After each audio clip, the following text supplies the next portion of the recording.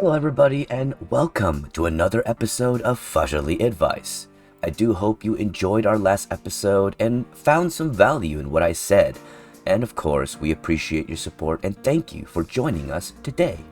Now we have two new submissions. Our first one comes to us from Concerned and in Love, and they write, Dear Fahza, I've been in a relationship with, let's call her Susan, about 6 months now. We're both in our late 20s and we mesh in ways that I haven't felt in years. I could see planning a long future with her. There is one big problem, however. She asks to go through my phone on a regular basis. She says that her previous boyfriend cheated on her. They were engaged. And that going through my phone helps ease her anxiety about being cheated on. She says that this is a great way to establish trust. I let her do this because I have nothing to hide, but it doesn't feel right. I personally have no desire to go through her phone. I wonder if this is something that I should be concerned about in planning a future together. Signed, Concerned and in Love. Well, Concerned and in Love. This is something that I see very commonly in relationships, especially with those that have been previously hurt and their trust completely damaged. And I totally understand where it's coming from. But ultimately, this is a situation that can only truly be alleviated through communication. Because love is a two-way street. It's not a one-way down a bike path. And you're gonna need to communicate the fact that this may bother you, that this may show that she doesn't trust you. But you at the same time acquiescing and realizing that you have nothing to hide, wanting to make her feel comfortable is also understandable. And there's nothing wrong with that. There isn't. And on her part, there's nothing wrong with wanting to feel comfortable in a relationship, especially after you've been hurt so badly. But it's a conversation that needs to be had. Communication needs to be had here. Because if you simply allow this to continue on without saying anything, it will become the norm for her, and she won't think anything of it, nor will you say anything as the resentment builds up. Keeping silent about your feelings does nothing more than a disservice to both you and your partner in a relationship when it's about being partners. It's about traversing the territory, no matter how treacherous, together, if you truly do love each other. This conversation, though to some people might seem menial, to others might be difficult. But no matter how difficult the conversation is, it should never be so difficult that it can't be had. It's just a matter of whether or not you're willing to approach it with tact. And it has to be on both sides, though with an understanding that maybe one side has a lot more trauma or, for the lack of a better terminology, baggage than the other. And in that sense, that needs to be considered. Because just like anything in life, it's not as straightforward as you would like it to be. There is nuance that needs to be considered. There is a lot, especially in a relationship situation, that needs to be considered. And if you truly are planning and thinking of a future together, then communication is key. And it's not going to be easy. Nothing in life worth doing is going to be easy. But that's why it's worth it. Because it's part of being able to grow together. It's part of growing yourself. To be able to accept yourself wholly and your partner wholly. But it has to be reciprocated. For a relationship is a partnership, and it needs to be equal in some way, shape, or form. And for you to want to comfort her from the trauma that she has previously faced is noble, is to be commended, is something that is a positive in a relationship. But it can't be something that leads to you becoming nothing more than a doormat, because that leads to nothing more than resentment within the relationship, and that poisons the flower of that love into nothing more than a decrepit, dried up, dead nothing. And if you want it to blossom into something beautiful, then you need to work at it, you need to nurture it, and you need to go through the hard points just as wonderful as the easy points. Knowing that you can get through it together adds so much strength to your relationship, to the trust that you can build. Because it's one thing to be open and to be okay with being completely open because you have nothing to hide. But that has to also apply to how you feel about what's going on. Now, obviously, easier said than done. But this also is something that, from my viewpoint, shouldn't be as hard as we make it to be. But this also comes from somebody, me, who has experienced life growing up and an upbringing growing up that attempted to remove subtext, to be direct with how we feel and what we're saying, to mean what we say despite what may appear on our face, so that when we speak, it is understood that our words are not said to just convey something superfluous. It is said to convey how we feel, and it is to be considered. And that is something that is very difficult in today's society. That is something that's very difficult in general, but it is something that is achievable, because subtext does nothing more than create confusion. And the closer that you can get to removing that, to removing and alleviating the need for being anything but direct with each other, the closer you get to achieving a true goal of being in a partnership, of being equal, because that's what matters in a relationship. You two journeying through life together, if this is a future that you want. But it starts with the little things. That's how you build to the big things. This might seem like something small, but it'll eventually build into something big. And it's on both of you to figure out where it's going to go, whether it be good or bad. And I know it can be scary sometimes, especially in a relationship. You could be worried whether or not this could be something that could be a breaking point, something that may cause her to think otherwise about the relationship that you have. But if we allow for what we are afraid of to stop us from speaking our truth, then all we're doing is lying. It might not be a direct lie, but it's a lie nonetheless. And a relationship built on that never ever lasts. And I know it might seem like something small now. Like I said, this to a lot of people might be a small situation, but it's so common that I see in relationships. It's a trust issue about what you're hiding on your phone. I need to see it. Why does it need to be that way? What need is there to have to be accusatory in that fashion because you have been hurt in the past? This is also something to be thought of when you're going into a relationship having been previously hurt. This is something for Susan to consider if she ever watches this, if you ever choose to share this with her.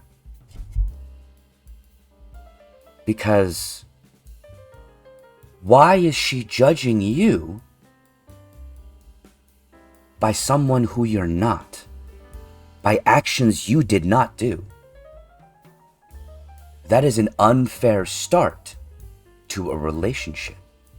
And it is also something that should be considered, though it is easy to be blinded to it because trauma does that. Pain does that. It blinds us. And though it might be at the time painful to hear, to see, to be told, it sometimes takes someone that we believe or know loves us to speak up and say something about it before we can see it, before they can see it.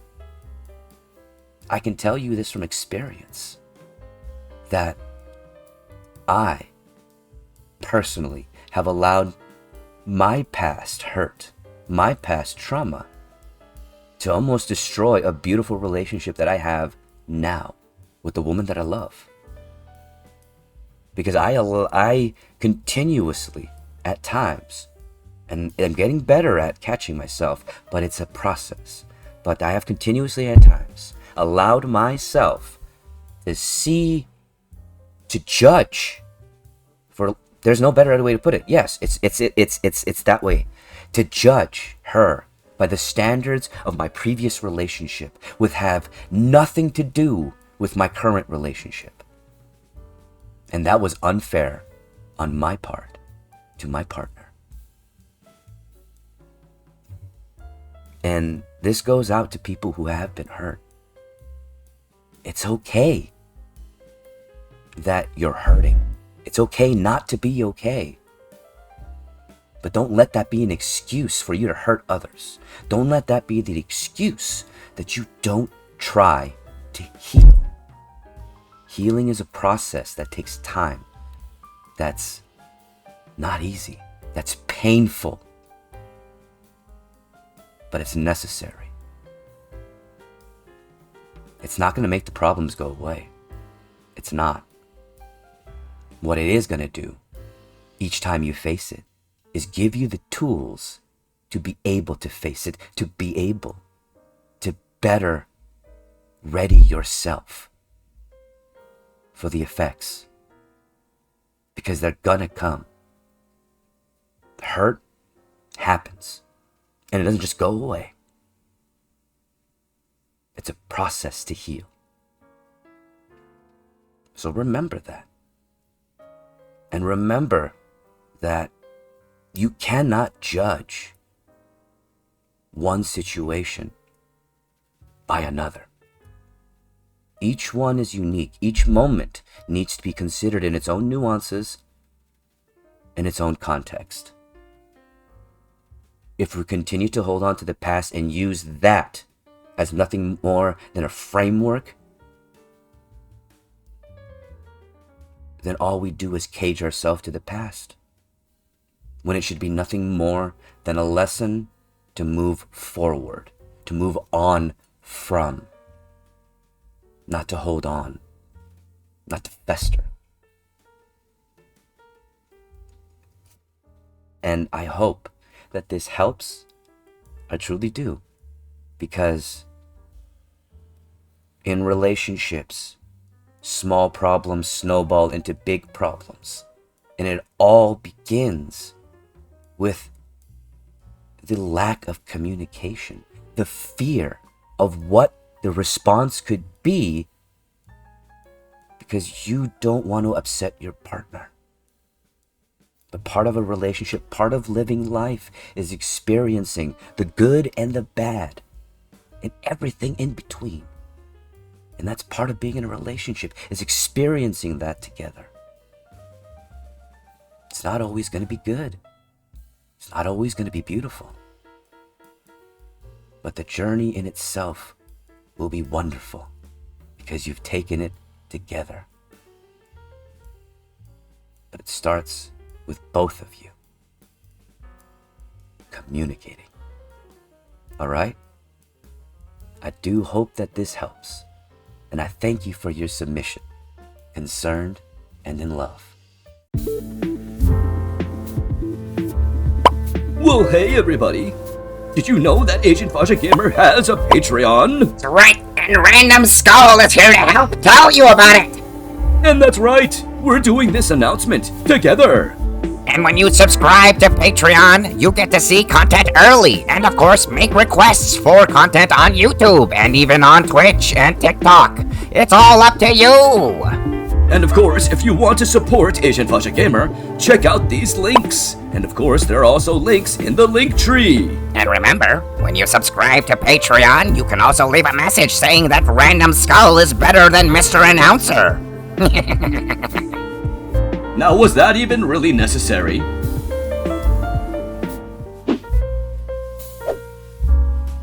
Alrighty then, everybody. We've got another one here, and though it might seem short, it is a lot. Let's get into it. Dear Fahzaly, my significant other of 13 years wants to retire in a year or two and move more than 200 miles away from where we live now. I have my own home, family, and job in my hometown. I've lived here for my entire life. My significant other and I have no plans to marry or live together. Should we try a long-distance relationship or break up now and save ourselves the heartache? Confused and not amused. Alright, that is a doozy. Like I said, it's a short one, but there's a lot here to unpack. So let's talk about this. Now, this is a struggle that I have seen many relationships have to face. And there are a lot of questions here that will come up, such as, do you want to move? And if you don't want to move, do you want to consider that long-distance relationship? Is it worth it to you? But there is also a lot to be considered here when it comes to what's not being said and what's not shared. Or in relationships, there is nuance and context that always needs to be considered. And within that, it makes it difficult to give advice in situations like this. Because here's one thing that a lot of people probably won't agree with me, and that's okay. But the thing is, I personally do not believe convention has anything to do with a relationship. Because as I said, each relationship is unique, and it can't be held to some standardized rule book that people have that is based on some form of demographic that was created from the media. Because that is what a lot of relationship basis comes from, especially in our younger years. Though not for everybody. That's why I said a lot. Now, within that, I personally do not believe in a relationship when two people are connected that any of the other requirements that people seem to think that need to be fulfilled in a relationship are even there. So you don't need to get married. You don't need to have an ultimate goal. You don't even need to live together or want to consider having a kid together. None of these things matter in a relationship, and they are not goals for everybody. And that's okay. Not everybody should have to want to have a kid, or have to want to be married, or have to want to live under the same roof with the people that they love. Everybody is unique and lives their life differently. And every relationship has its own unique love language and nuance and context that is always to be considered. Now, it's clear from this particular letter that Confused and Amused does not live together with their significant other. As it stated, they have no plans to marry or live together. But they've been together for 13 years. That is a 13-year connection that y'all share. But in that 13 years, is that connection strong enough for 200 miles? Or something to be considered that I have seen happen quite often. That the relationship is more often a relationship of convenience where the connection is more superfluous and surface level than truly in depth. And that is also something that needs to be considered, because it's okay to have a relationship based off of y'all enjoy each other's company, you like being together, and you're having fun. And there's nothing wrong with that. There's absolutely nothing wrong with that. But is that all it was? And is that enough for you to want to consider a long-distance relationship with all of its inconveniences, with all of its hardships and struggles that you will together have to face? 13 years is a long time to be together. But if in that 13 years, the level of depth that you have created together in your connection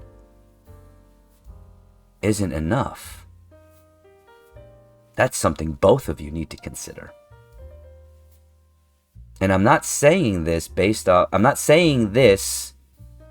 just because y'all don't live together or anything like that.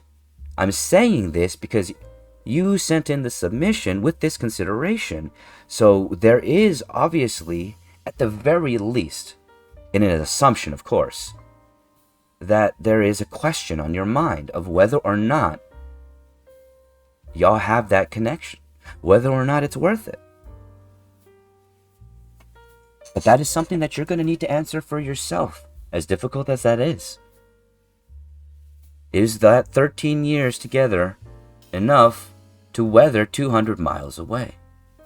Or is it better for you to consider the happiness that you have built together, to appreciate that y'all have had these 13 years, and to move forward in a positive way through communication with each other, of course, in this manner, because communication is key no matter where the relationship goes. But to consider whether or not it might be better to be friends, to revel in the fact that y'all had the chance for 13 years to be part of each other's life, to share these experiences and these memories that don't go anywhere. They don't just disappear. They happened, and you have them. And hopefully they were happy. And in those stories, you can revel. But you also have to consider, what is it that you want in life? Where do you want to go? What do you want to do? Do you even want to answer these questions? Or are they just not right now for you? All things to be considered. Because if you're not ready to answer these questions, that might say, or that might give you your answer. Because that says a lot, doesn't it? But this is also all assumption. For there's a lot of information that's not here. And there's a lot of nuance and context that is not here. And I know there's only so much that can be conveyed. And I'm only bringing this up for the submitter, mainly to consider, as well as to consider expressing this to your partner, to your significant other, that these are things that you're thinking about, or that you're not ready to think about. And consider that you do have a year or two to think about this. But still, biggest recommendation here is to have an open dialogue and communication about these qualms, about what's going through your head, and about what you want to say to your significant other. Because I will say this time and time and time again, Communication is key. And if you're in a relationship, if you're with a partner, and you can't tell them the truth, you can't tell them how you feel, what does that say about your relationship? What does that say about your partnership and its worth, both to you and to them? Sometimes what's not being said says a lot more than what needs to be said. And I know that can sound quite cryptic, but it's true. What you're not willing to say holds just as much representation as what you're willing to say, if not more, because it can reveal within its own subtext how you're feeling, where your mind is, where your heart is.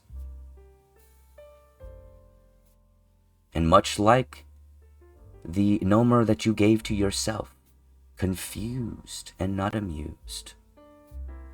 I know how scary it can be to be confused in these moments.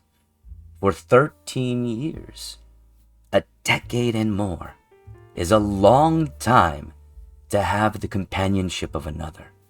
Y'all have had 13 years to know each other's ins and outs. And that's a lot. It's a lot of information. And if you should break it off, what should be done with all that? But nothing. Because it's not part of you as you move forward. The memories are there. The happiness is there. But the relationship will be different. The friendship will be different. You will be different. And that's something to be considered. And for those of you out there that are in similar situations, that are afraid of what may happen, do not let fear cow you from speaking, from communicating. It's better than living a life in a state of apathy, in a state where you are trapped in your own need to fulfill expectations. Remember, this is your life. You have no need to fulfill expectations, and you have no need to be in a relationship if you don't want to be, and to continue one if you don't see fit to do so. So many people out there do things because they think they have to. But the reality is, we don't. There is more than the fulfillment of society. Life is yours to behold in whatever way you choose.